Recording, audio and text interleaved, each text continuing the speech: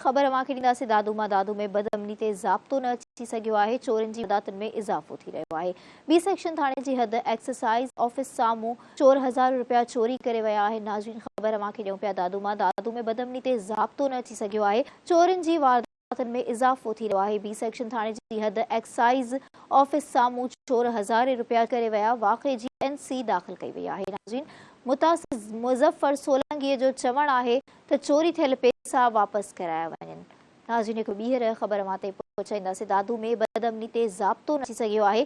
चोरनि जी वारदातुनि में इज़ाफ़ो थी रहियो आहे। बी सेक्शन थाणे जद में एक्साइज़ ऑफिस साम्हूं चोर 1000 रुपया चोरी करे विया। वाक़े जे NC दाख़िल कई वई आहे। नाज़रीन, मुतासिर मुज़फ़र सोलंकी जो चवणु आहे त चोरी थियल पैसा वापसि कराया वञनि। नाज़रीन, ख़बर अवांखे ॾियूं पिया दादू में बदअमनी ते ज़ाब्तो न अची सघियो आहे। चोरनि जी वारदातुनि में इज़ाफ़ो थी रहियो आहे।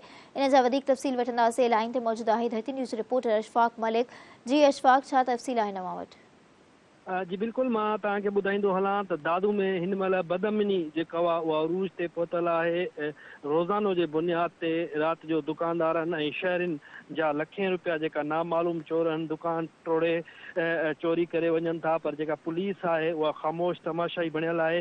अॼु राति बि जेको आहे बी सेक्शन थाणे जी हद में आहे हिकु चिंची रक्षा जो कशन मेकर आहे, जेको उन जे दुकान जा ताला टोड़े उन जे दुकान मां 50,000 खां वधीक जी मालियत जो सामान चोरी कयो वियो आहे। मालिक जेको दुकानदार आहे मुज़फ़र सोलंकी, उन बी सेक्शन थाणे ते अहिड़ी NC दाख़िल कराई आहे। नामालूम चोरनि जे ख़िलाफ़ उन एहतजाज कंदे इहो दायो आहे त हिते दादू ज़िले में हिन महिल ॾींहों ॾींहुं बदअमनी जी चोट चढ़ियल आहे। रोज़ानो जे बुनियाद ते राति जो नामालूम चोर जेकी आहिनि मुख़्तलिफ़ दुकाननि जा ताला टोड़े उन्हनि जी लखें रुपयनि जी चोरी करी वञे थी। हिकु हफ़्ते जे दौरान 15 खां वधीक चोरी जूं वारदातूं पेश आयूं आहिनि, पर पुलिस जेका आहे उहा मुकमल तौर ते ख़ामोश आहे।